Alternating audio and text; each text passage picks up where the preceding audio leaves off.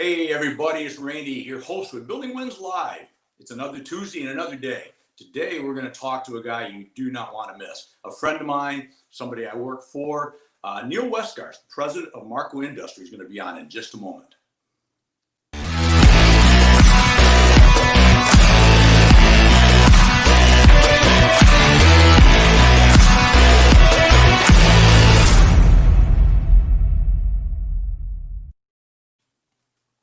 All right. Good job, Wes, my producer. Big shout out to producer, director Wes Wyatt. Just wanted to say thank you again for an excellent job. So today we're going to have an awesome guest, a guy that I've known for years, probably a little over, I think we discussed yesterday, about 15 plus years. And we're going to have some discussions about the industry, where it's been, where we're going. First thing I want to do is maybe to set this up with a word that I use a lot lately, and I'm going to preface this by, we're now in 2021, right? And I have never personally been more prepared to go into a year, regardless of 2020 and all the challenges it gave us, and the challenges we're still in right now going into 2021. And why am I more prepared? Because I've adapted a phrase besides the Randy 2.5 hybrid amazing that my friend Wes has popped up there. And we'll talk about that throughout the weeks, but the adapter. I think being an adapter or adapting is crucial to success usually, and especially coming out of 2020 and going into 2021. It's very, very important. And so I guess today we're going to chat about that. We're going to chat about where Marco Industries, which is a ventilation and underlayment enclosure and sealant company out of Tulsa, Oklahoma. We're going to get into a little bit of that with the president of the company, Neil Westgarth, in just a minute. But real quick, Neil is somebody, like I said, I've known 15 plus years. He's going to tell some stories. He's got a very varied background. And so this show today, by the way, before we jump into Neil, we're going to get him on here in about 10 seconds or less. This show today is self-sponsored, if you will. Source One Marketing, which is my rep agency. I rep products in the post frame, metal roofing, steep slope industry, metal building industry, and so that's my little website right there. Also known as ibuyfromrandy.com, because I'm Randy and you gotta buy from me, right? Anyways, that's all the advertisement. Let's move on. Neil, if you back there in the green room and they're not drinking grapes, or eating grapes and drinking bourbon, come on and let's chat.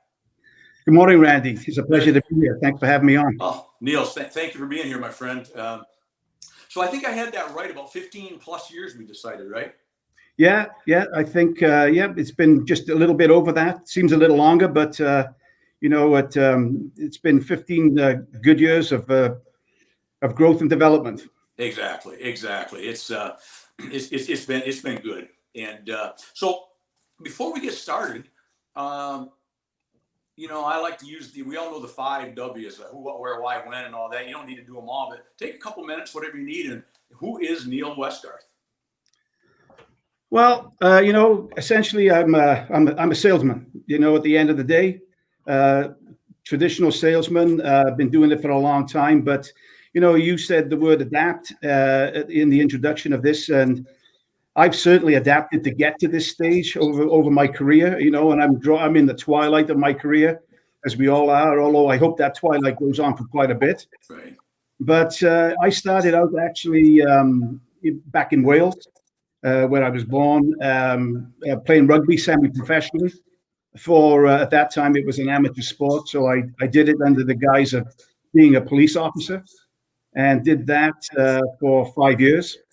Emigrated to Canada in my early 20s, and this is where the adapt came in. That was back in the day where everything was done by telex. There was no cell phones and no email.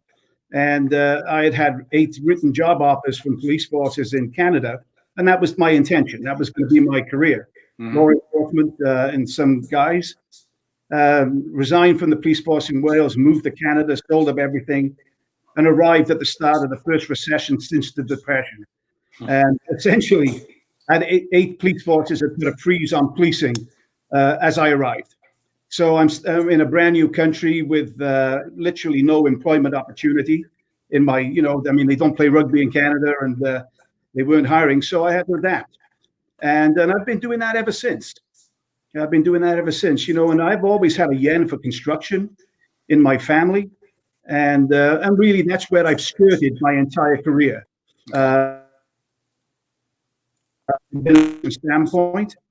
Then I got into distribution, always in sales, and ultimately, 15 years ago, I was invited to participate with Marco Industries in Canada, and got that business up and running there, and have migrated south of the border to my new home in Tulsa, Oklahoma, for the last 3 years, and now I have the privilege of running this company from this position here in Tulsa. So it's been a long way around, but it's been a great life and a great experience. Awesome. So you could definitely, I think we can give you the title of the adapter then, because that's a pretty interesting background. Let me look at this. Constable, rugby player. You as a business owner of your own. Yeah. You were a rep agent at one point, correct, in Canada? I actually joined Marco Industries as a rep. Correct. I think that's where we first met, up on some bay 8,000 miles north of Toronto, one cold August day, because it was like 40 below zero. But and then director of sales, and now president of the company. So yeah. It's a roundabout way of getting there, and without a lot of adapting, that would have never happened, right? I mean, no, and the company itself has adapted significantly over that period of time as well. So we've gone through a lot of changes, and all for the good. Mm-hmm. So I mean, it's and of course, never more than our current circumstance. Right. Yeah. So let's look at current circumstances. So we just came out of 2020. Would it be safe to say that Neil Westgarth, president of Marco Industries, responsible for all aspects of the operation, wind back to, I don't know, maybe this time last year, and the timelines may be a little off, but we started hearing about this virus thing shaped like a crown, this king virus, what a coronavirus, yep. Corona beer. We just kind of heard stuff, right? But yeah, around right now, you weren't prepared for this any more than anybody else, right? I mean, this was not something you prepared specifically for. No, we are certainly not prepared for this, but we had consciously, about 4 or 5 months prior to that, from a management team and from a marketing standpoint, we had considered changing the way we went to market from a sales standpoint. And that's just about being a better company, operating more effectively, and adapting to our distribution model that has been evolving.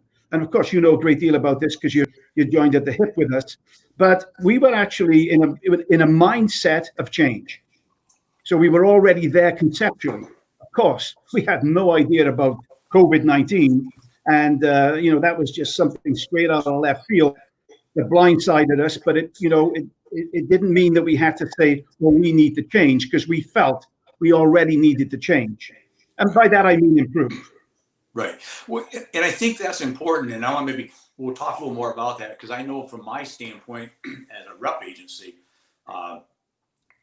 when the COVID-19 thing, I want to say, became real, air quotes, mm-hmm. right? Yep. The world's shutting down, and it's almost like, life as we know it's over, it seemed, for a while. And until you started adapting and understanding how to work through that, I think I was in the same boat as what I think you just talked about, which is there's newer, different, better ways to do things to get better use of our time, yeah, and to take advantage. Because let's face it, this show right here is a perfect example of this kind of thing didn't exist at all 5 years ago. It barely existed a year ago. No, and the methods that existed 5 years ago, we weren't smart enough, and I'm speaking about us as a company, to take advantage of them, because we were traditional. Right. But we were considering those options. So, that's the difference that this pandemic has made to us as a company, and actually, quite frankly, to the rest of the world. Right. Well, exactly. And I think that's a good point. Is so different as a company, or as my business, as a rep agency, we all kind of started knowing at some point that we needed to tweak and adjust and take advantage of technologies and take advantage of what's available to us. It probably and I know in my case, the pandemic, if you will, hastened that very quickly, just out of necessity. I mean, all of a sudden, absolutely. as an old road warrior, which is what I am, that's part of my hybrid 2.5 hybrid amazing concept that I talk about in work is how do you combine old and new? I'm a road warrior from way back, as you are and were. Yeah. But there hit a point there where that was like brick wall, because I remember I was in Tulsa, Oklahoma, meeting with you and some of our compadres when the real poop hit the fan, if you will. I mean, everything's shutting down. The world's ending, right? I'm not even sure I'm going to get home. And so I remember I got to figure this out, right? Quicker as opposed to later. So my only point is that, and I think you agree, but I'd like to hear a little bit more about your thoughts on that. But we all shook our head, kind of got as an athlete, kind of got popped in the nose hard 2 or 3 times, shook our head, sat around and commiserated with each other about how awful it's going to be. And oh my God. But at some point we had to shake our head and take some smelling salts, right? Yeah. And I think that's where your leadership at Marcos is what we've been in the throes, if you will, of doing the last 10 months or so. Yeah, well, yes, absolutely. And and you said something there about sports, and that reminded me of a point, that I've been conscious of for the last couple of years, and it's about changing strategies to adapt to situations. An athlete, I'm focused on my sport of passion is, or a sport that I'm passionate about is rugby, and the injuries are pretty considerable there and frequent. But I've seen how athletes who have been knocked down and basically had to take a year off have come back in better condition, better prepared, and the reality of that setback has extended their careers. They don't necessarily play better, some do, but it extends their careers and it gives them extra vitality and a better way of managing themselves. And that's the way I thought about this pandemic from a sales standpoint. So what we had to do was we had to be effective. We had to look at costs. And we had to look at, the human nature aspect of it, and to a great extent, the psychological impact on everybody, which is considerable. So we've been working our way through that with regards to how do we maintain the relationships with our customers? How do we stay sane, for want of a better description? Assuming we start sane to begin with. But exactly. Well, it's all about entry level, right? There's varying degrees of that. Right. I think we hire one insane person per company, don't we? As a matter of yes, and they're questionable usually. Yeah, exactly. And then the rest of it is with regards to developing as we go, and we've certainly done that. Now there's been cost saving aspects of this, but what we've done is reinvest that into other media and other applications, and the scariest part of all of this was we can take a time out for a period of time. But what happens when we want to hit that next growth phase? How do we do that? Well, now we're in that challenge phase. We've gone, we're 10 months into it. We've got a business plan for 2021. How do you execute? Right. And we've learned how to do that using the technology. You're a perfect example of that. People have seen you functioning in that manner. And our sales team has done exactly the same. Our marketing team has done exactly the same, and we just build on it. And I think, I'll steal your phrase, we build on small wins. Exactly.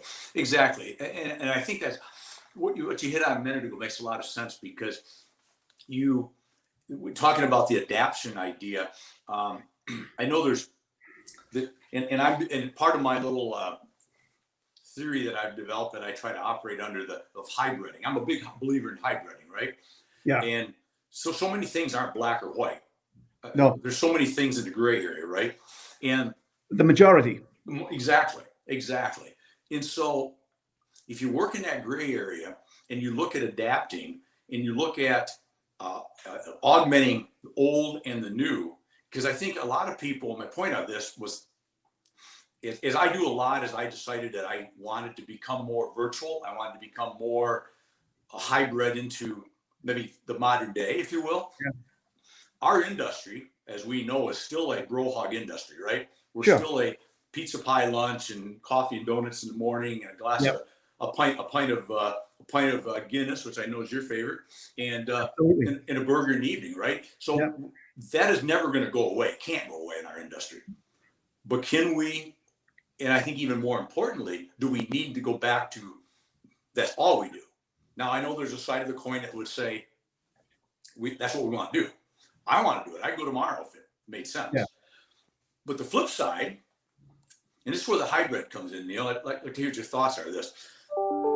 There are people that will, and a lot of them are selling webinars and seminars and books and things. And I'm just a tactician doing what I do in the industry, but so I got nothing to sell. I mean, other than stuff we do, but is you can't just go all the way.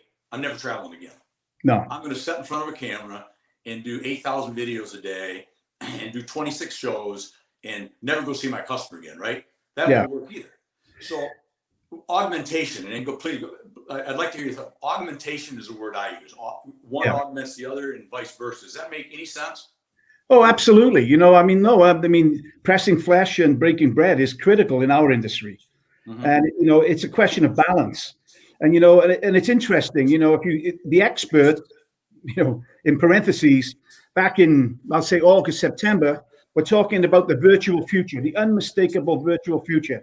It's irrefutable. It's, you know, it's going to be 80% of what we do. 3 months later, they were turning around and saying, oh, hold that thought.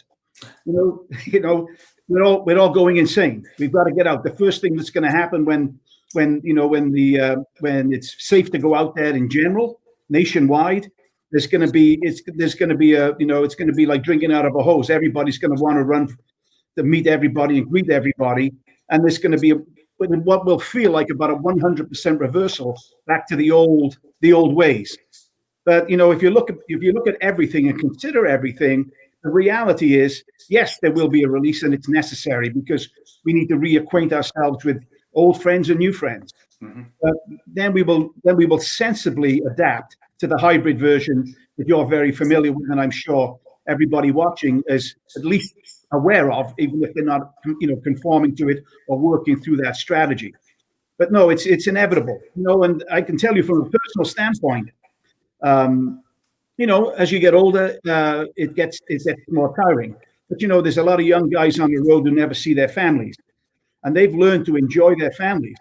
And they will want to go back on the road. Never mind us old guys, right? They will want to go back on the road, but they will still want to see their families more often than they used to. That's human nature, and that's good for life. That improves the quality of life. So the only way they can achieve that and meet expectations and grow is by adapting and by utilizing technology. And I think that's when the reality will set in. You know, that's a great point because I love that point right there because, as you said, you hit on the young guys for a second, but also us more seasoned fellas, if you will. And your conversation a few minutes ago about the athlete and getting hurt. And sometimes it's a blessing in disguise because this reset time for us guys that bring a lot to the table because we know what we're doing. We've done it forever.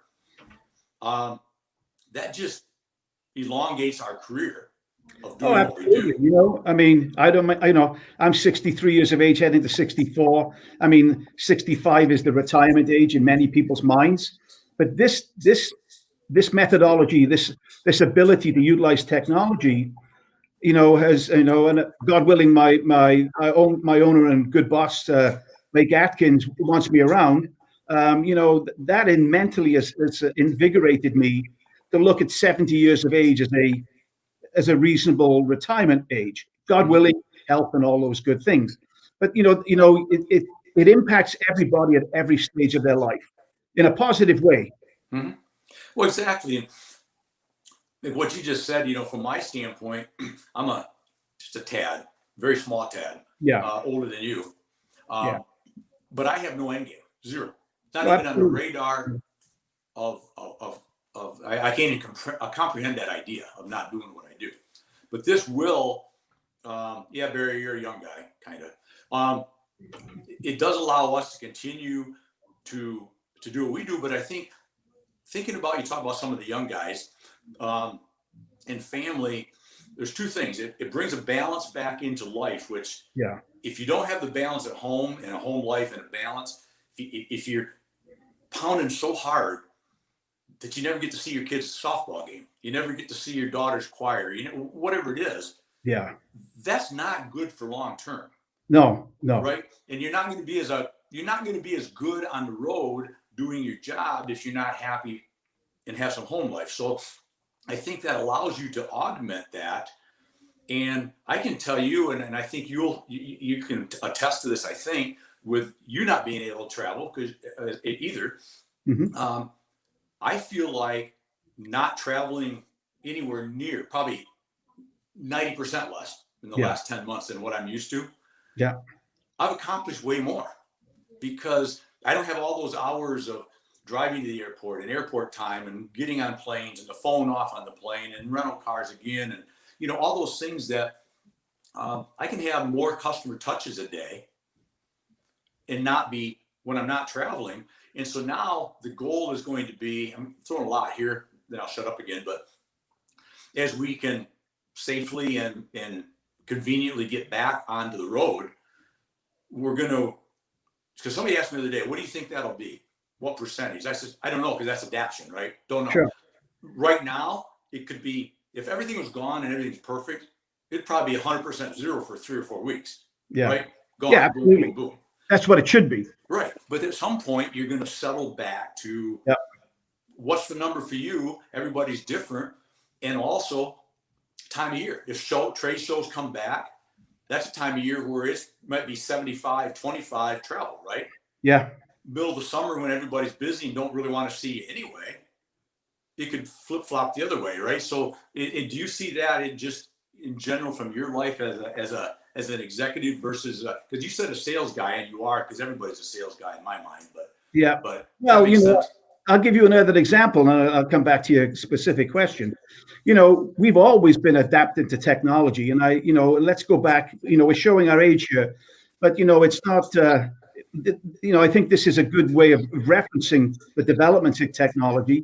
When you and I were pounding the pavement in our 20s and 30s, certainly in our early 20s, mid 20s, we were doing it actually we were doing it from a payphone, right? So let's think about that, where we've come from, how we utilize time, and then we had pages. Yep. And then still had to find a payphone. Exactly. Yeah, just to find a payphone, and then you could get these brief messages that you couldn't understand, or in my case, you couldn't operate a pager.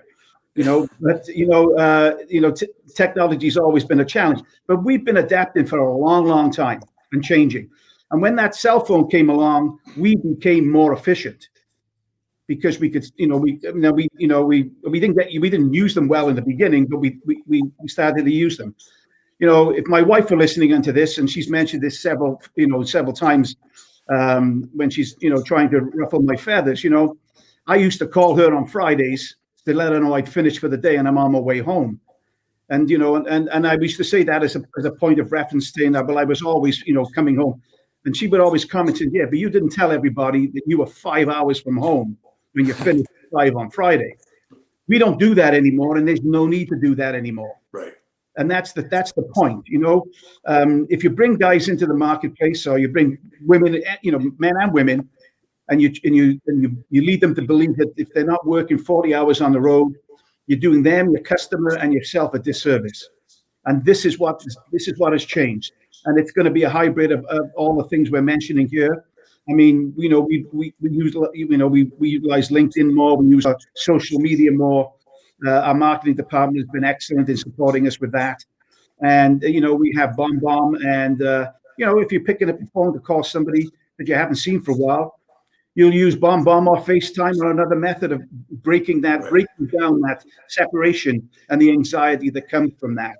So I think that it's going to take a reality check for to get the 80, and it'll be an 80-20 split, I'm sure, of individuals who adapt to the hybrid version, and I could only describe it as a hybrid version. Mm-hmm.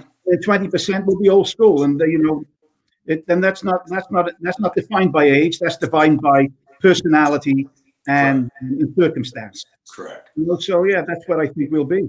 Yeah, no, I think you're 100% right, and it's an interesting concept, and actually, it's a concept that I'm just looking at the timer. Believe it or not, I like to keep the lives at about 30 minutes, and we're getting pretty close to that now. Would you have time to stay on, Neil, for 10 minutes or so, and we'll do a little recorded version and give the folks a little added win of Neil Westgarth? Oh, I'd be delighted to. Thank you. No, I'd love to, because there's two or three things. I think it's a great conversation, and I think that it's awesome for the customer base and just people in general that listen to these and watch the replays to hear from somebody. They hear from me a lot in my walk and talk, everything I do. I come from this message, I guess, if you will. But I think it's good to hear from somebody that's guiding a big ship in the same direction. So if we could do that, that would be awesome. And in a second, if you don't mind, I'll have Wes pop you backstage for a couple minutes.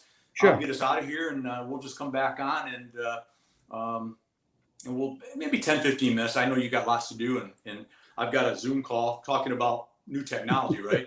I've got 3 Zoom calls and 2 conference calls after this today. So, it's not like we don't have stuff to do, right? No, exactly. No, I'm glad to do so. I've enjoyed it. Well, so officially, even though we're coming back, a new show, thank you for being on Building Wins Live. It is a show to the industry, Neil, and the goal here is to bring value from both customers, suppliers, and other value-added people. And you certainly have done that. I appreciate the conversation and look forward to another 10, 15 minutes with you. So Wes will pop you back into the famous green room, the backstage, and we'll come see you in a couple minutes. Thank you very much. It's been a pleasure to be with you. I appreciate it. All right. So 30 minutes of good stuff already from Neil. Hopefully you enjoyed that. Thanks, Barry. Aaron, I know you popped on. Thank you, buddy. Some good advice. And I wanted to have Neil on today because he's one of the guys that gets the hybrid concept of things and how we mix the two, right? Old and new. And so we're gonna get out here in just a second or two. Again, just want to let you know that next week we have an awesome guest. He's one of my other value added, as I call him. Neil was a supplier. Last year we had Ruben Miller, which was a great conversation with a customer, and that's going to be kind of the triad, if you will: customers, suppliers, and other value added. And so next week we have a friend of my producer, director Wes, and I. It belongs in our Megamind group, Mastermind group, Megamind. Tim Lord. Tim is the creative director and owner of Boston Impressions. Boston Impressions is a what I call a high level, high scale, butt kicking marketing advertising agency out of New Hampshire. And they do a lot of work in the cities, Boston, New York, some massively good stuff. I mean, they're really on the A game with what they do. And so I wanted to bring Tim on to chat about marketing. And as we kind of keep the flavor of what I'm trying to talk about for a little bit of the new normal, the hybrid amazing, if you will. I think Tim's gonna bring us some really good stuff to chat about as far as marketing and new concepts and new ideas. And he's just all around great guy, and you'll enjoy that. So next week, don't forget to tune in for that. Please share the show out. If it's replay, share it out. Love to get more and more people that we can have involved in chat. Look for Friday at noon or thereabouts for Added Wins, which will be another 10, 15 minutes with Neil, chat about a few more things. So that's it for this show. Remember, you only get one go around in this whole world. So live it, love it, and own it. And make today your best day ever. Until tomorrow. Cheers, y'all, and thank you.